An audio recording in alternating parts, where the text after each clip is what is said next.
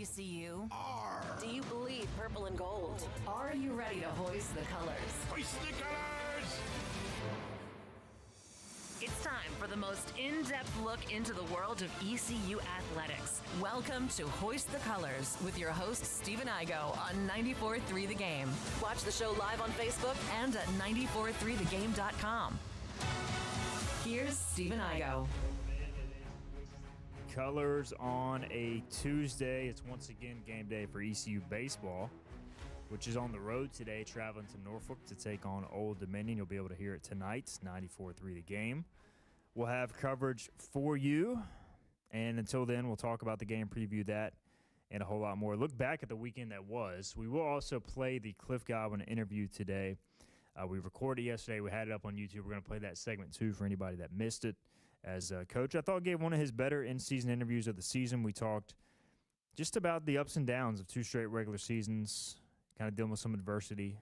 Pirates still potentially looking at an at-large run with their RPI and strength of schedule metrics in check, but got to win some games here down the stretch. We'll get more into that. Segment 3, we'll talk a lot of baseball.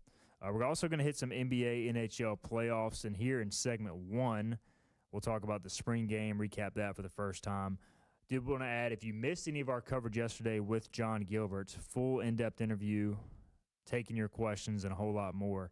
That's archived, obviously, on YouTube and Facebook, but also Apple Podcast and Spotify as well. And on the Patrick Johnson Show, Blake Harrell, head football coach, visited as well. You can check out that interview, Apple Podcast, Spotify, and on our YouTube channel, too, 94.3 The Game. All right, before we get to our 5 big takeaways from the spring game, I've got them written down. I've got them ready to go. Feel free to add yours in the comment section as well. We've got not Philip Pilkinen producing, and he wasn't producing yesterday either. That was Dominic Kasolke, who was crushing the production. You had a really hard job yesterday, Dom. I had to click maybe 3 buttons and listen to you and John Gilbert just talk away. And nobody noticed there was no Philip. Now they get to notice today. This is the last day, though. Last day, Philip in Colorado. I guess he's on his way back or in the process of working I think his way back. he's about to fly right now, about to hit the plane from Colorado. So we get another day of Dom, but Sir. The good news is with Dom is he knows his NBA. There we go. I know something. Look, Philip knows a little bit about everything, but I feel like you know a lot about the things you're into. Yeah, I'm more inept to like my favorite things. I know very well, and then the other things I keep up with, but I'd say Philip's more of a well-rounded guy than I am. Well, we all have our strengths, and one of my strengths is staying up late at night to watch my favorite teams lose. I do that quite often with the Mariners and also the Denver Nuggets. Both of them, by the way, lost last night. I think I was up till this is the thing that ticks me off about the NBA. I know we'll get into it later, but 10:30 tip-off. But they didn't tip off till 10:47. Yeah, it's ridiculous. I mean, they got to do it like baseball. I mean, it says 7 o'clock start. It's going to be like 7:02, 7:03 first pitch. NBA, it's because it's all national broadcast now as well, so they're just going to talk for 15 minutes and try to get more viewers out of it, have Stephen A. Smith on the front, have, whoever, whatever channel it's on. It's ridiculous. It's painful. And now we're switching between Peacock and Prime, ABC, ESPN. So, all right, we'll talk more NBA at the end. But, yeah, tough night for me as a sports fan, watching my team blow a 19-point lead and lose to the Timberwolves, choking in clutch time. That series tied 1-1. We'll hit that more. All right. I have 5 things written down for my big takeaways from the spring game. Now, Dom, you were there. You were in the box. I was. And I'm going to rely on you to give at least some sort of insight. Yeah, of course. I'll break down the big takeaways, and then I'll throw it to you, and you can kind of give your take on what you saw. Of course. And spring game takeaways. So, spring game takeaway number 1. ECU has 2 quarterbacks that I think they can win with in Mitch Griffiths and Emory Williams, but can either one separate and become the guy? Now, this is like kind of an obvious take. This is why it's number 1. Yeah. But like the biggest difference for me is when I watched the quarterback battle between Alex Flynn and Mason Garcia in 2023, I was like, all right, well, ECU has 2 quarterbacks, but neither one is great. I'm concerned. At the time, I knew Mason Garcia had tools. He was making a lot of inaccurate passes. didn't seem very comfortable at all. And then Flynn just didn't have a great tool set. So I was like, this could be bad if Mason Garcia doesn't develop. Yep. This time around, I feel like more like the Jake Garcia-Caden Hauser situation where, like, I think both guys have legit talent. And I think both have their strengths. Mitch Griffiths runs a little bit better, escapes the pocket well, but also at times kind of leaves the pocket early, whereas Emory Williams, as a tall 6'5" quarterback, he'll stand in the pocket, and at times he'll take his time a little too much, but also has good accuracy. And honestly, Mitch, to me, throws a little bit better of a deep ball, despite being a smaller quarterback, but I thought Emory makes the more shorter routine throws more often. So, like, I saw strengths and weaknesses. I thought Mitch looked a little bit more comfortable in the offense. But the main takeaway I had was ECU can win with these guys with the pieces around them. More on that to come. But is there going to be enough of a separation to, like, make it clear that there's one guy is my concern going into the season? Yeah, you really hit the mark on really what I was going to say about leaving the pocket. I think Mitch Griffiths did leave it well. He's a guy that can run on his feet a lot better than Emory can, and they both said it in their post-game presser. Emory's trying to learn from Mitch Griffiths. They're trying to learn off each other, but it felt like even without a lot of scrimmage going on, in just the reps that Emory was taking some sacks. Obviously, he wasn't getting hit, but he was holding on to the ball a little bit too long. But then sometimes he also would make the check down pass when he needed to. I saw Mitch really run very well, but it's hard to tell for me without being able to get hit. Is he running for 4 yards or is he going to get 15? Yeah, I don't know if he's going to get smacked. I mean, he's a shorter guy too. I don't know if he's going to get popped early, get hurt easily. I don't know exactly how he's going to react to those type of plays when he actually has big defenders coming to hit him, especially week 1 against Bama. I do like the fact that you can stand into the pocket, but I don't know. I like both aspects. I don't know how we're going to run our offense this year with a new offensive coordinator. So I really think whatever fits the scheme better, they both are capable. Two things I'll add to this before we move to point number 2 is Mitch Griffiths is a lot better than I thought he would be when he initially committed. I think I just remember the Wake Forest Mitch Griffiths, and like this offense is such a better fit for him. And 2, Emory does remind me more of Mestamaker at North Texas last year, like a taller, more pocket passer guy.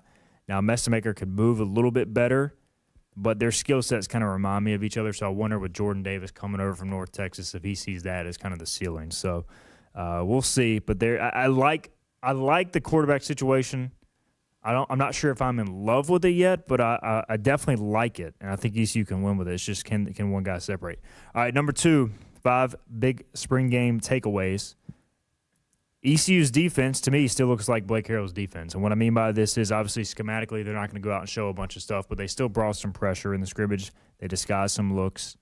But the main thing is just the way they play football. They fly to the ball. The culture is the culture. And no matter who the defensive coordinator is, I like Jordan Hankins a lot. I like Josh Aldridge as coordinator last year.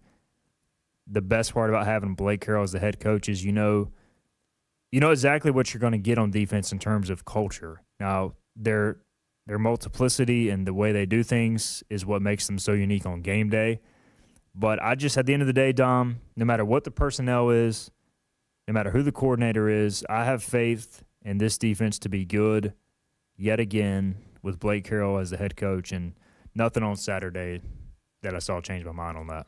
Yeah, you saw it last year with Josh Aldridge. Whenever we were able to talk to him, he said Blake always wanted to have a say in something with the defense. So I believe it doesn't matter if there's co-defensive coordinators. It doesn't matter how many defensive coordinators we have on the team. Blake Harrell's going to have a say in the defense, and it's worked so far. Like you said, the culture from him makes it fun to watch. I mean, every team or every guy on the team is playing for Blake Harrell. They're playing for all the coordinators. They play with heart, and you saw it in some of the practice before the actual game.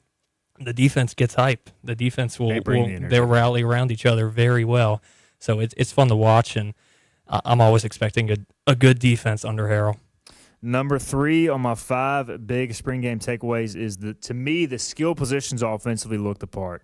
We didn't see a ton from the starting receivers nor the starting running backs, but I've seen enough in the spring as a whole and on Saturday that I really like the running back room. I think Ashton Gray is going to be a dude, and I think they've got solid depth with TJ Engelman, Michael Allen, and also DeJuan Lacey coming back from injury. And receiver, I don't know if there's going to be that true number one quite yet, but the actual depth of the room, Brock Spalding hardly played. We know what he can do. Landon Sides, who came over from North Texas, we know what he can do. He hardly played as well. Those guys are going to play a lot. Ray Joseph, I thought looked like the best receiver in the scrimmage. He's looked like the best receiver all spring to me, just yak guy, yards after catch. Jeremiah Melvin, I can't remember if it was the scrimmage or the one-on-ones, but he made 2 or 3 ridiculous catches, 6'5" receiver. I think it was the one-on-ones. Yeah, and, you just see, the skill set. I don't know when exactly he's going to play, but I think he's going to make an impact. Tyler Johnson made some nice plays at receiver. So I just feel like the skill position looks the part. I would like a little more size at receiver, but I think Melvin's going to bring some of that. And overall, I just think they're going to be able to play a lot of guys there. They may not be as top-heavy as last year with Anthony Smith, Yannick Smith, but I like the depth of that receiver room, and I like the backs as well. Well, I think with the new QB room as well, having a struggle running the ball last year for the most part, I think it's going to be important to make sure you have a guy or at least a dynamic duo. And you were talking about Ashton Gray, even in the post-game conference. I think it was Cruz Law. He said Ashton Gray's a guy. He's tough to tackle. He's going to be one of those guys that can get into the end zone. So I'm really hoping he can come out on top of the running back room, or just one of the guys that can be a part of a 1-2 punch. You see that in the NFL. Every team now, you kind of need 2 guys because it's hard out there being a running back. And then in the receiver room, you kind of took exactly what I was going to say. I like Ray and then Melvin as the red zone guy. So hopefully he can, have a 7+ touchdown season in the red zone. Have, either Mitch or Emery hit him fadeaways in the end zone. Cameron in the chat adding whatever happened to Jaquez Petaway. He was out there, Cameron. He actually made a couple plays in the one-on-ones. And look, I've always heard with Jaquez Petaway, he's one of the most naturally gifted guys in the receiver room. I don't know, man. It just hasn't clicked for one reason or another. I don't know if he has that dog in him or what, but he's still here, and he still flashes at times, but got to be more consistent to play right now with this receiver room. He might click with a different quarterback this year. Yeah, that is true. That is true. Maybe you never know, man. That's what makes it fun at times. Number 4, big takeaway for me. All right, the first-team offensive line, I am highly encouraged by. And I've seen plenty of springs where the first-team offensive line at ECU looks bad. This year's first-team offensive line looks good. When they went one-on-ones in the D-line, O-line drill, Brandon Best, the center, looked tough to get around. Hayes Creel at right tackle looked very good. Bryce Weaver, good reps. Ethan Kramer, good reps. Now, after that, I'm worried. Second-team O-line, some of those reps, Dom, were tough to watch. So, look, it's this way at most schools, period, but definitely most Group of 5 schools. If you have a major injury or 2 up front, it's very problematic. I am crossing my fingers, praying to the football gods. Please keep the Pirates healthy up front this year, because if not, it could be worrisome. And that's tough because I think we talked about it. There was only 9 guys that could suit up offensive line-wise at the spring game. And I feel like offensive line injuries, just them being such big guys, having to stay agile on their feet and having defensive linemen coming at them, it's hard to stay healthy for a full season. As much as we can pray and cross our fingers, we're going to see an injury or 2, and one liability on the offensive line can be an absolute killer. So at that point, depending on who is the quarterback, if we have injuries to the offensive line, we might need a guy like Mitch to be out there to be able to run with his feet, because if we have a guy standing in the pocket that can't move, I don't know if it's going to be a recipe for success.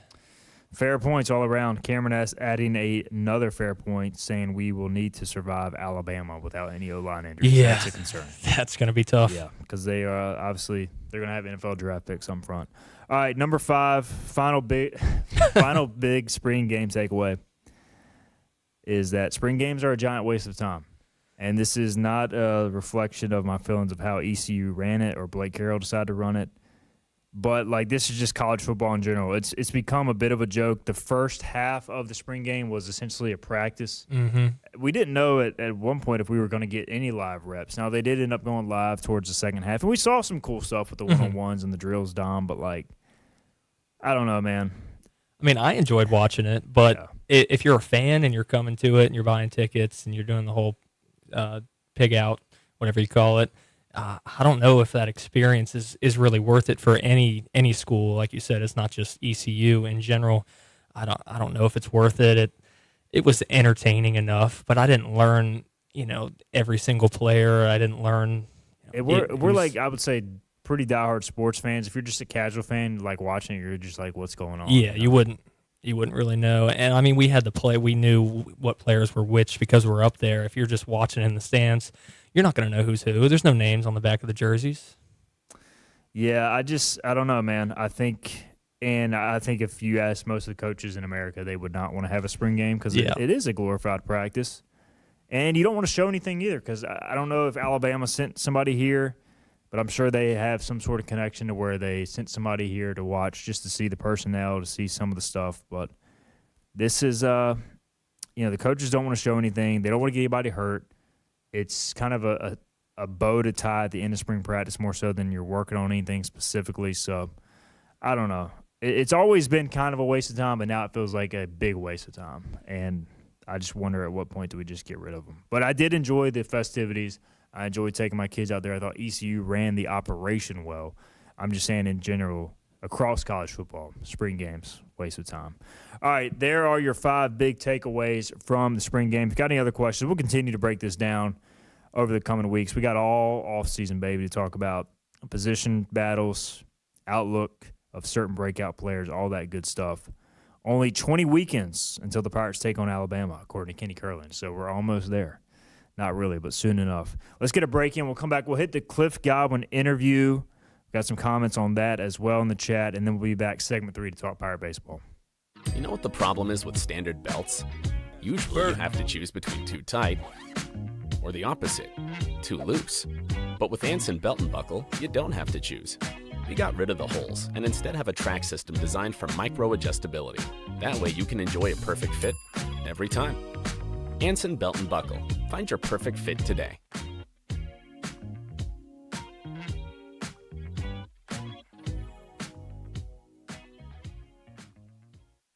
Healthwise Pharmacy rounds the bases with all of your infusion, retail, compounding, and medical equipment needs. Locally owned and operated by pharmacist Marcy Parker, Healthwise has grown to be your most trusted provider for infusion services. Currently providing in-home or on-site infusions in North Carolina, South Carolina, and Virginia. Visit Healthwise Pharmacy at 615B South Memorial Drive or call 252-295-0059 to speak to a patient service representative to find the option that best suits your needs. The best burgers around. Everyone loves a thick, juicy, and fresh burger. Tiebreakers does real burgers better than anybody. And don't forget about the cheese sticks, fresh salads, and more. So don't just go to any burger-themed restaurant chain. It's time to break the chain and eat local. Tiebreakers, burgers and sports at its best. Go Pirates! Arrgh! In this age of globalization, we've learned that bigger isn't always better. Ever tried to get phone help from a big corporation, from a real person? Right. That's what's so nice about Phelps Chevrolet. After more than 50 years serving our community, Phelps remains family-owned and operated. Mike, Daryl, Wave, West, Allen, and Clay deliver hometown service and integrity, same as always. They share your experience, they share your values, and they are ready to help with any motoring need. Come get you one. Daughtridge Gas and Oil has been your dependable propane supplier for 95 years. Their trained technicians can service and properly install all your propane and natural gas appliances. Plus, Daughtridge Gas and Oil is your backyard expert with fire pits, grills, smokers, and more, including quality outdoor furniture at their Greenville Patio and Hearth Shop at 1901 Charles Boulevard. Go by and see the knowledgeable staff at Daughtridge Gas and Oil for propane delivery or call 756-1345. You have a choice when you invest in insurance, and when you choose First State Insurance Advisors, you're working with people you can trust. Clark Stallings has deep ties in the community. His team, including Keaton Smith, Regina Asby, Phil Leyva, Max Joyner Jr., Max Joyner III, and Ginger Smith, provides knowledgeable and professional advice. First State Insurance Advisors is an independent insurance agency. They offer all types of personal insurance as well as various types for business. Call or email First State Insurance Advisors today. We want to be your trusted. Get ready to move Ard. We're live with Stephen Igo on 94.3 The Game. Now, back to Hoist the Colors. Welcome in to Hoist the Colors. It's our weekly visit with ECU baseball coach Cliff Godwin. Pirates coming off a series win over Wichita State. Bit of an odd week. Pirates win the series, but suffer a big defeat on Tuesday against NC State and then Sunday against Wichita, but do win the series, move up in the conference standings. Cliff Godwin with us as always on this Monday as we start a new week. And Coach, we always start with your opening thoughts on the week that was. So kind of give us the rundown on what you thought about the Pirates this week. Yeah, I mean, there was some good. There were some not so good. And for people that don't realize, we live it every single day and live the bad more than we live the good, because that's what great coaches do. But I just looked up, and we're one game out of first place behind UTSA and UAB, which we have the tiebreaker against UAB, and UTSA has a tiebreaker against us. So, and I think UAB and UTSA play each other the last weekend series. So we're not where we want to be, but we're definitely in striking distance of winning a conference championship. So that's good. We're 40th in RPI, so we're definitely in striking distance, and playing an NCAA regional, hosting a regionals probably would take a crazy winning streak, which we have done here in the past. But at the end of the day, we are where we are, and we've got to just continue to play more consistent baseball. And we will, because I know the humans that we have in the locker room. Coach, we'll dive into some of the specifics of the week that was, but I did want to ask at the top, just look, I know that there's some fan frustration at times, and I get that. Look, the fans that give money, they have a right to voice their opinion. But I do want to reiterate, you guys are the ones pouring in the hours, the hard work. So I do want to ask, how are you and the staff doing, second straight year with some ups and downs during the regular season, and just, the showing up to work every day, working through this. I'm sure it's a grind, but how are you guys doing behind the scenes? We're winners, so we don't quit. When it gets hard, we don't quit. And that's the DNA of our coaching staff. That's the DNA of most of our players. I would tell you this.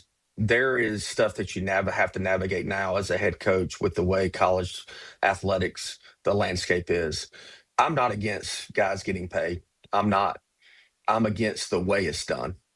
And, I thought I'd probably bring this up, but we're dealing with stuff now like where guys are maybe not performing from what they are getting financially. And the kids put extra pressure on themselves because now they're a professional athlete because they're making money.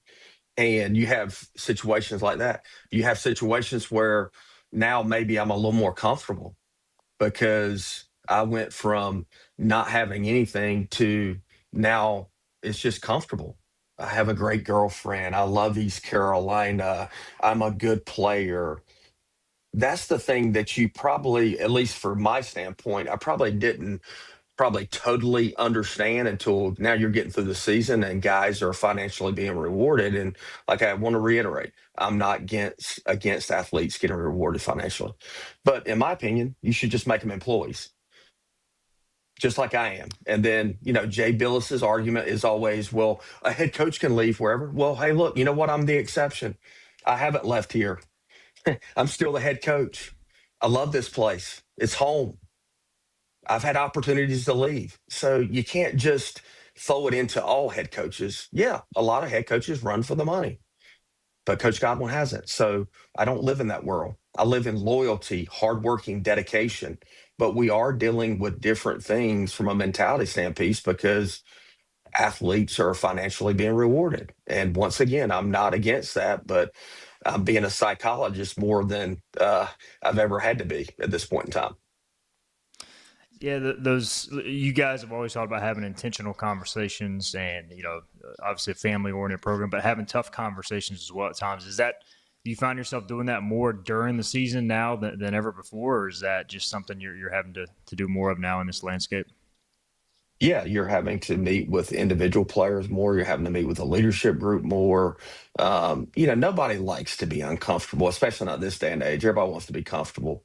The thing I appreciate about Jack is not the most articulate guy at times, but he'll speak his mind. It might come off the wrong way, but he'll speak his mind, even to me, which I appreciate. And everybody's heard the story about last year, and he's like, why do you play the guys that you play? And I'm like, Jack, I don't know who the hell to play because nobody will just go out there and take the position. So, hey, you've got an opportunity, and player X has got an opportunity, and player Z's got an opportunity, and nobody has just said, hey, I'm going to take that spot. And then Jack took the spot, and he played great down the stretch, and he's playing great for us, this year. But the one thing our players know, I'll always be honest with them, and I was very honest with them yesterday after the game. We've got some guys that live in the pity party and the woe is me when things get a little bit difficult. I mean, it should have been a 0-0 game in the 5th inning. It was 1-0. And some of our guys, because they didn't get a hit, were acting like it was the end of the world. And you can't do that in baseball. And we can't do that because we're not talented enough man for man. We never will be, that you can just roll the balls out and play for yourself. You have to play for the team and compete like Davin Whitaker and Jack Heron do every game. Those two guys, man, compete. Davin Whitaker has not taken a ground ball at first base in probably 6 weeks. And he made a play at first base yesterday late in the game. That was an unbelievable athletic, but it was just because he was still competing that he just made the play and just was a baseball player in that moment. Cliff Godwin with us, start of every week he joins us. Appreciate his time as always. And Coach, we'll hit on some of the positives too. I want to start with Joseph Webb, just pitching phenomenally twice out of the bullpen, Friday and Saturday. And you kind of hit on it after Saturday's game, but he sounded like he was a guy who maybe said, hey, you're holding me back, maybe spoke up a little bit. So how did that conversation go? And then, hit him, showing you what he can do, with some pretty big workload there. Well, it was the Tulane game that he started on Sunday. And I forget how many pitches he threw. The days are running together. I don't know if it was Friday or Saturday. He threw a lot of pitches, and then we started him on Sunday. Sorry, my AirPods keep falling out. But so he had thrown, I think, around 50 pitches on Sunday, and we go to the bullpen, and Joe's better versus righties than he is lefties. I mean, from the stat line, and Charlie Hoagland was going to have to pitch at some point in time, and he's better versus lefties, and he got the first lefty out, and with the runner at third base, 1 out, and then with 2 outs, he gave up a 2-out single to a left-handed batter. But when I went to the mound to take Joe, he was, in the competitive mindset. Hey, coach, you're holding me back. I'm like, yeah, Joe, your arm's going to fall off. So, we need you at the end of the season. But it was funny after the fact. And that's why I said it to the media, because he just wants the ball all the time. It's really reminds me of Cam Colmore and Matt Bridges, in 21 when they were 6-year seniors, and they were in my office every day when we were playing those 4 games in 3 days, and they'd pitch like every day. And I'm like, are you guys sure you're okay? And they're like, Coach, we're fine. If we're winning, put us in the game. And I do always appreciate guys that want the ball. Like Ryan Towers yesterday. I mean, starts on Tuesday, and he came up to AK and I after Saturday's game, hey, I want the ball tomorrow. And we just didn't want to extend him too much because of his workload on Tuesday as well. So he can be, fresh down the stretch, because we don't need another pitcher to go down from injury. Ethan Norby, coach, another one of those guys who had some really high expectations coming into the year. And, I asked him after the game on Saturday, going through ups and downs, does that make you a stronger player? And he said he's done it, every year. And you guys had a conversation, I think, a couple weeks ago about that. And, 4 out of the last 5 starts, I think he's gone at least 6 innings. So what are you seeing from Norby, mentality-wise and execution-wise on the mound?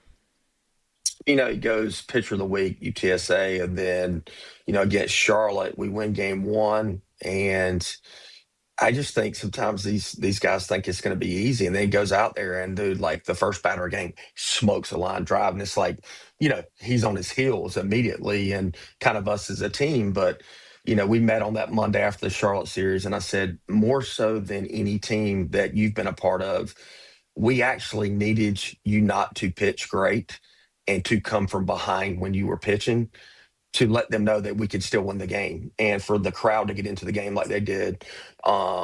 on that second game against Charlotte and how the crowd was just amazing. And, Charlotte could feel us coming and they just couldn't stop us. And I said, dude, every year you've had ups and downs. I said, why did we think this year would be any differently? And there's more expectation and more pressure because it's his draft year and, all the social media presence about him preseason, all that stuff. I mean, he's never had to navigate that. But I thought he was really, really good on Saturday. Cliff Godwin with us on this earlier this week, visiting with us, talking ECU baseball. Pirates coming off a 2-2 week. Coach, we did see Nick Parham and Lashley at shortstop this week. Is that a game-to-game deal? Who's playing the best, or what's kind of the approach at shortstop right now? Well, I didn't think Lashley was moving good, last Sunday and then obviously on Tuesday. And Parham right now has a lot more range. Lashley at times is a better offensive player. So you'll probably see both of them for sure. But I thought Parham played really, really good on Friday and Saturday this weekend. And then you announced after Saturday's game, I believe, Gavin Van Kempen will miss the remainder of the season. And tough blow for Gavin, who was having a phenomenal year until the injury. I have got some questions. Could he be eligible for a medical redshirt, Coach? Is that something he would consider? Obviously, he is. He could go pro. He's eligible for it. I think, in his mind, he wants to take the next step. So we'll see how all that plays out. Okay. So there's your Gavin Van Kempen update. And then Colby Weber, we're still kind of just waiting to see, and towards the end of the year, maybe could get him back. Well, his, if all the rehab stuff goes well, and it's gone well up until this point, and like I said, he will start playing catch at the end of April, and God willing, he feels good and ramps up, and we'll have him in the conference tournament. I guess I could ask almost every injury question on the roster. Keep going. Nick Moran's going to get the ball tomorrow. Tomorrow okay. He's going to start tomorrow. I don't foresee that being a long start. I mean, I would hope an inning or two. And we talked about him last week. Is it just a point where maybe he's just going to have to navigate some discomfort to get back on the mound? I mean, it just seems like his shoulder MRI is not good. Okay. So he knows this is his last year of playing baseball, and he will do whatever it takes to have his shoulder feel decent enough. I don't think he'll ever throw a pitch again without some sort of discomfort. Okay. Nick Moran latest there. And then we haven't seen Hakame in a while. I had heard he maybe got hurt as well. Is there any truth to that? Yeah, he had a CT scan on his hand last week. We're hoping we get the results back today. Okay. So it's in the hamate area. Hitters, they break their hamate bone, which is in their hand. So it'd been bothering him for a few weeks, and it got to a point where he couldn't even play defense. So we had to get it looked at. Okay. And we did see, as a result of some of these guys going down, we saw some new faces this week. Blade Carver got the start versus NC State. Bachman, I thought even off the bench in that game, hit some balls hard. So what did you see from those two guys, Bachman and Carver, and could they see more at-bats going forward? Yeah, for sure they could. Blade, man, he's worked his tail off, and he crushed that ball the last at bat yesterday, but the wind just galing in. It's a home run on most days, and the center fielder ran it down. Definitely both those guys. Bachman gave us a spark on Saturday with the 2-run homer and a double. So, but definitely those guys are going to definitely get more opportunities. We saw Grady Linehan, the unfortunate circumstance where he got hit. Do you know if it hit the helmet first and then the face, or if it hit him directly, and just how tough was that situation? I have not gone back and looked at it for obvious reasons. When you have one of your players go through that, and we've had, a few over the years with Lane Hoover, Chris Holba, bad, like facial nose area stuff. I haven't gone back and looked at it. I have no idea, but it squared him up pretty good. And he has fractures in his nose. We will find out more this week once some of the swelling goes down if he's going to need surgery. But when you have fractures, you can't even go out there and jog because they're worried about the fractures moving around and stuff. So He's going to miss some time. I have no idea how long. Look, I can tell you this: the guy was in the dugout on Saturday and Sunday, and if a doctor would let him play, he would play. I can tell you that. You talk about being half a psychologist, half a coach, maybe even more a psychologist than a coach at this point. But like dealing with something like that, I mean, as somebody with 2 kids now, I can't even imagine like watching that and then kind of them getting past that. I don't know. It's got to be tough to deal with, and I'm sure something like and your team as well. Like for someone to see that, like that's not an easy thing to just move past, is it? Well, I definitely thought we didn't handle it very good as a team when he dislocated his shoulder on Sunday at Tulane. It was almost like the win was out of ourselves, and right now. And look, it's a reflection of me, which is embarrassing, but we're not mentally tough enough to handle some adversity on the position player side. And that's really hard for me to say out loud. And we will get better at that, or I will kill myself trying to do it. And we have got enough guys in there that will compete. So maybe that means, we're planning a few different guys. We'll figure that part out. But all I care about is the guys going out there and competing no matter what the score is. And that's what winners do. And we're a winning program, and we will do that. And lastly, I did want to shout out, too, you mentioned Colby Wallace dealt with an unfortunate situation off the field going into one of the games this weekend and played phenomenal defense. I mean, just – talk about toughness. He isn't a guy that that has to deal with that. He seems to me like a guy who always shows up, competes, toughness. Just what can you say about what he brings to your lineup and program right now?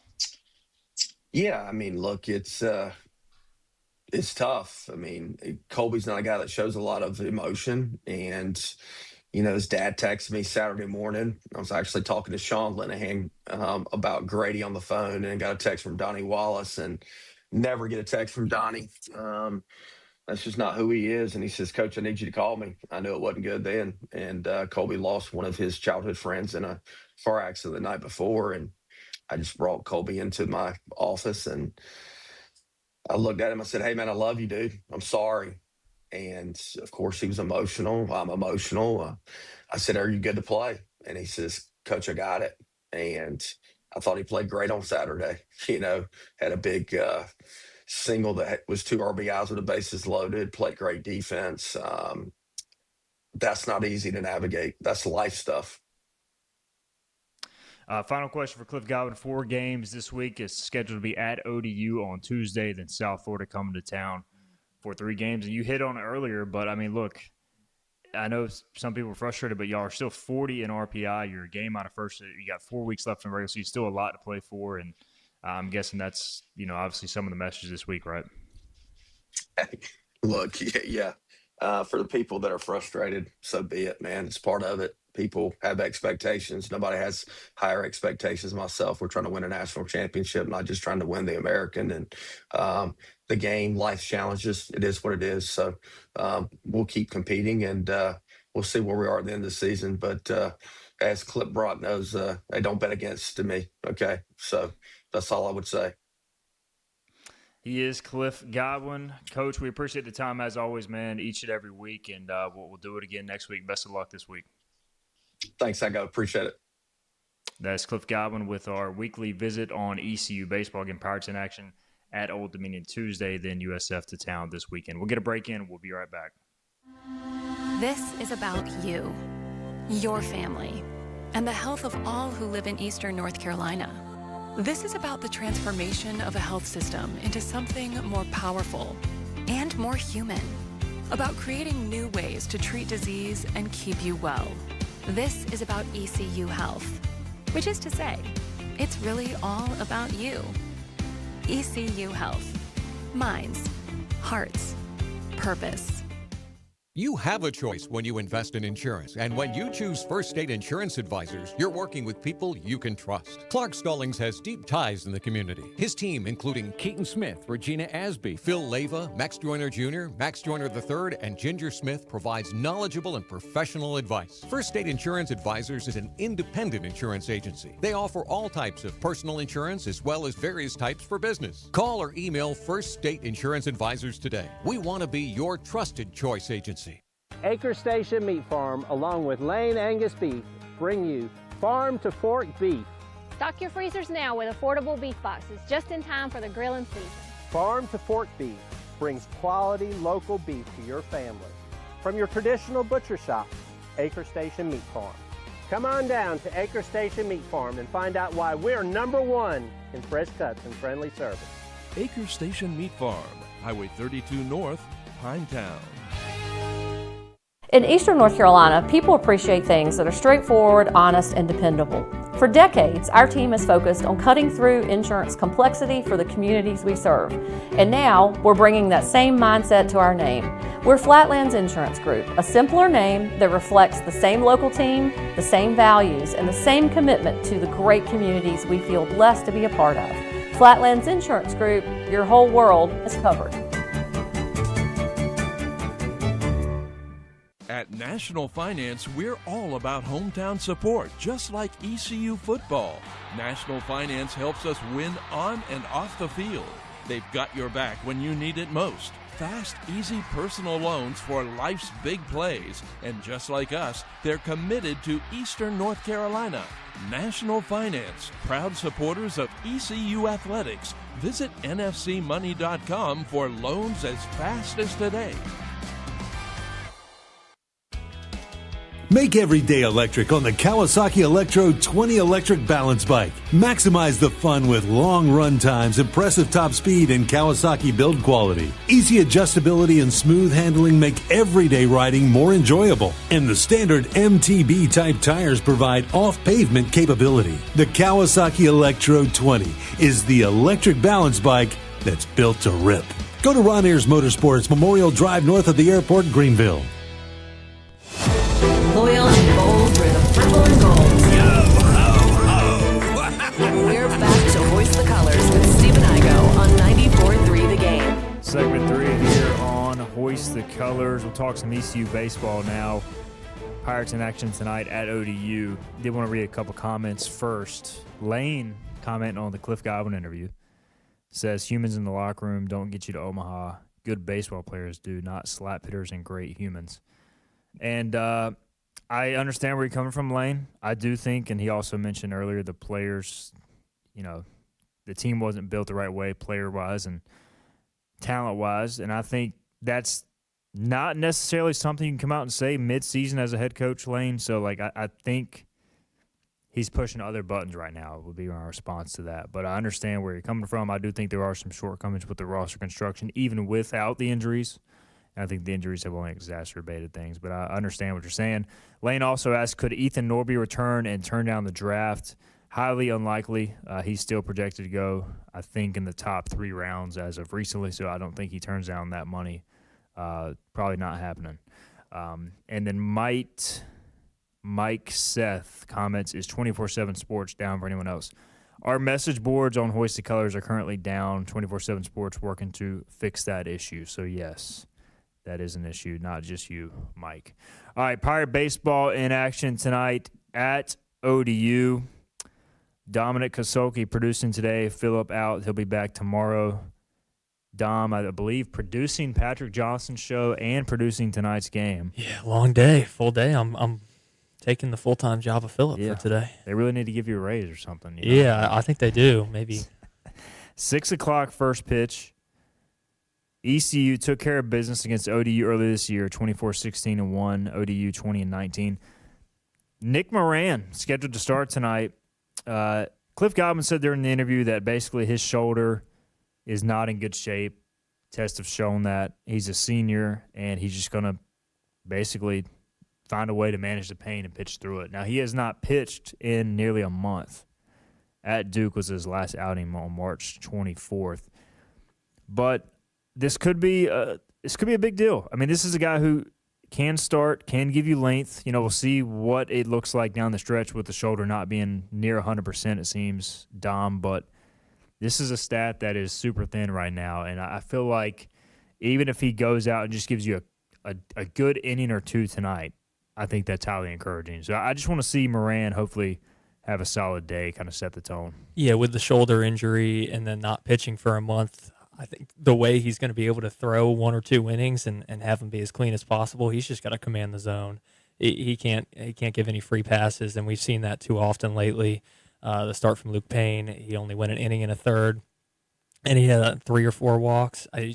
If you're starting and you're only going to go an inning or 2 and you know that, just command the zone and believe in your stuff. Jackson Okonkwo is going for ODU. I would expect this to be a staff day on both sides.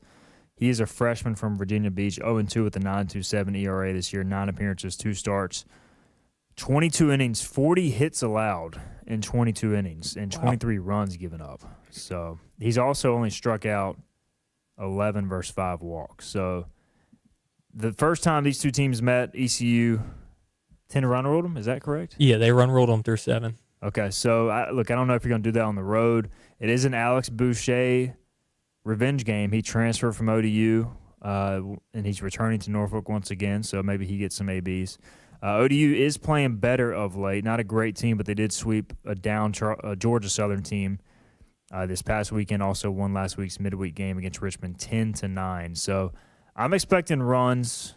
Dom, I don't know what the crowd will be like. They're doing some construction in Norfolk, but this is a game I feel like offensively the Pirates got to show up in and hopefully set the tone from the start. But as Cliff Godwin alluded to, even if they don't have early success, hopefully find a way to just play some good baseball and kind of a more consistent approach here starting down the stretch. Well, I'm interested to see what the lineup looks like because it still seems like Cliff is trying to figure out the lineup that's going to produce runs at a high level. And even with 2 of the weekend games, we had 7 runs. The offense isn't at full strength right now. Only 1 run in the Sunday game. And it feels like every week it changes. 1 week we're run ruling teams, and the next we're having trouble producing from the top of the order.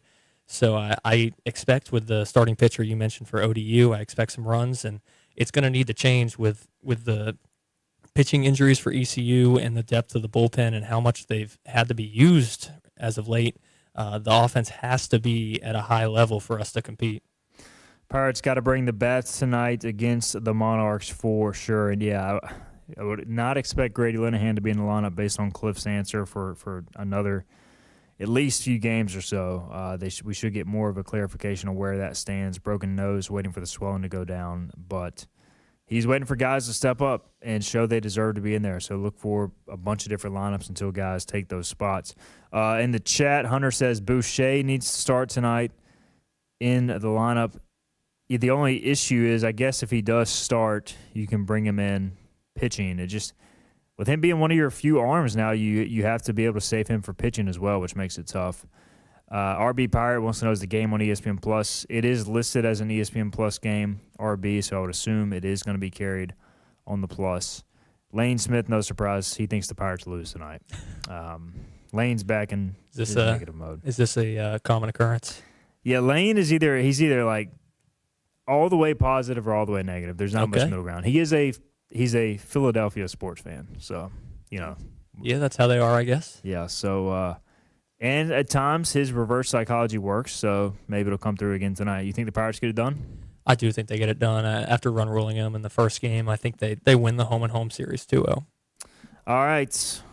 There it is, ECU ODU. I think the Pirates get it done as well. It may not be pretty, but I'll take an ECU victory to start the week. So stay tuned, 94.3 The Game, for coverage on that tonight. We'll get a break in. We'll come back. We'll wrap up the show. NHL, NBA playoffs ongoing. Some good action there last night. We'll discuss that to wrap things up next. Get ready to bring on the savings at Greenville Toyota with major deals on brand new Toyotas like a Camry, $229 a month, or RAV4, $279 a month. Now's your turn to save at Greenville Toyota. In Eastern North Carolina, hard work matters, and it always has. At Flatlands Insurance Group, we've been showing up for our neighbors since 1963, helping families and business owners navigate change, weather tough seasons, and keep moving forward. Decades later, our purpose hasn't changed: to help protect what you've poured your time and energy to, from your home to your health to whatever comes next. Flatlands Insurance Group, your whole world covered. Your confidence makes everything look good.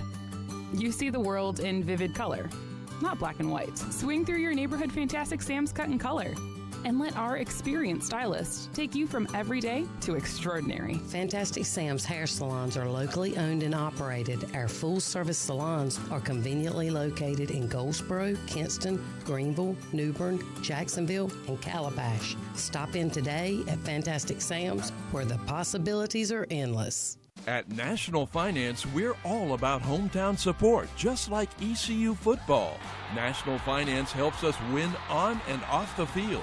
They've got your back when you need it most. Fast, easy personal loans for life's big plays. And just like us, they're committed to Eastern North Carolina. National Finance, proud supporters of ECU athletics. Visit nfcmoney.com for loans as fast as today. Your future is full of possibilities, and Pitt Community College can help you explore every option. You can earn a degree, learn a trade, transfer to a university, or launch a new career. We offer the support you need to succeed with flexible schedules, affordable tuition, and programs designed for the real world. Your path, your future, your college. Pitt Community College. Register now. Bring on the savings with new Toyotas from $159 a month at Greenville Toyota. Get huge discounts like Corolla's $159 a month or Tacoma's $249 a month. Save today at Greenville Toyota, where our volume saves you money. Visit Larry's Steakhouse for a tender, hand-cut certified Angus ribeye. Other entrees include perfectly seasoned pork chops, chicken or seafood favorites like shrimp, tuna, and salmon. Complement your meal with Larry's fresh 20-plus item salad bar, or enjoy it as an all-you-can-eat entree. Daily rotating favorites include meatloaf, chicken pastry, hamburger steak, spaghetti, pork chops, and more, all complemented with your favorite country sides. Whether it's for lunch, dinner, or our Sunday brunch, remember to support and eat local. Larry's Steakhouse. Remember, get the podcast of the show on the IBX Media app or where you get your podcasts. Got it. You don't have to tell me twice. I remember it exactly. Stephen Igo and Hoist the Colors on 94.3 The Game. Welcome back in. Hoist the Colors. Final segment here. Dom Kasolke producing today. Philip will be back tomorrow, making his way back from Colorado as he had to attend a funeral out there. So we appreciate Dom filling in. You can hear him on the PJ show later and producing the game tonight. All right, Dom, NHL, we'll start there quickly. All right. Big win for the Hurricanes last night. Crazy game. I had this up while I was watching the Nuggets and originally thought they won in the initial overtime. Saw the goal, turned off my phone. Yep.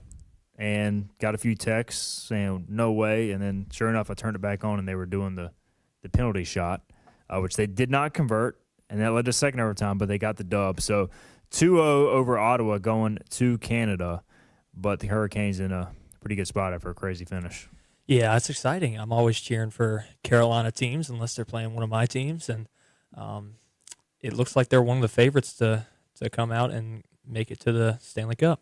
Philly beat Pittsburgh 3-0, so the Flyers take a 2-0 series lead. Dallas even the series against Minnesota with a 4-2 win, and Edmonton beat Anaheim to take a 1-0 series lead. In the NBA, we talked about it. My Nuggets blew the game against the Timberwolves. That series tied 1-1 going to Minnesota. Probably was expected to be the best series of the first round, and thus far looks like it has a chance now to go the distance or at least be a lot more interesting.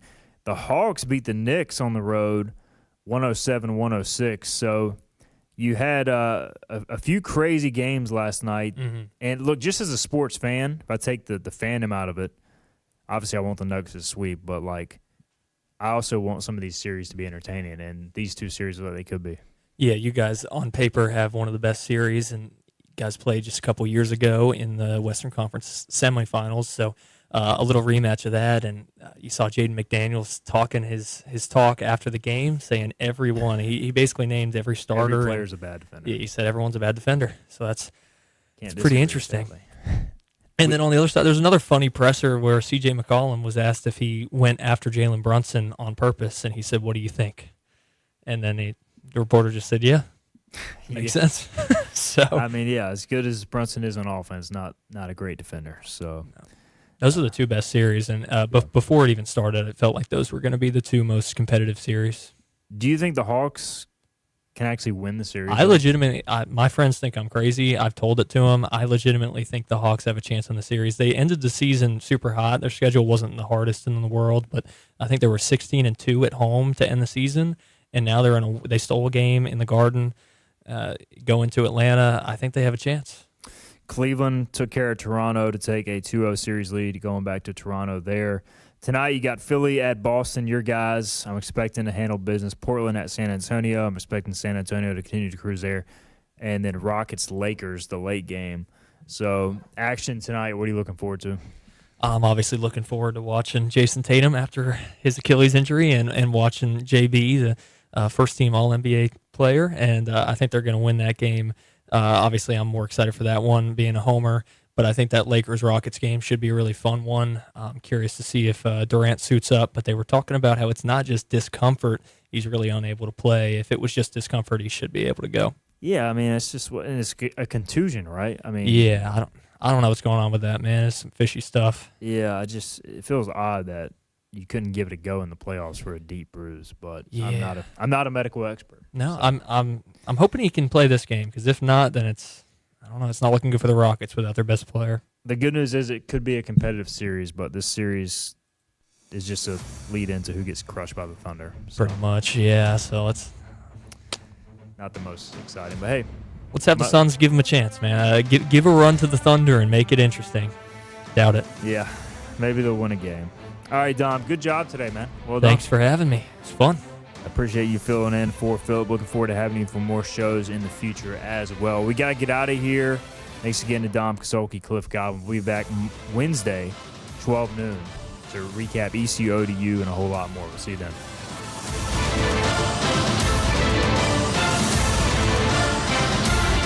This has been Hoist the Colors with your host, Stephen Igo. Get a recap of this show at 943thegame.com and on your IBX Media app, on Twitter, Facebook, or anywhere you get your podcasts. Tune in weekdays at noon to get your ECU sports fix with Stephen Igo and Hoist the Colors on 943 The Game. Hoist the Colors!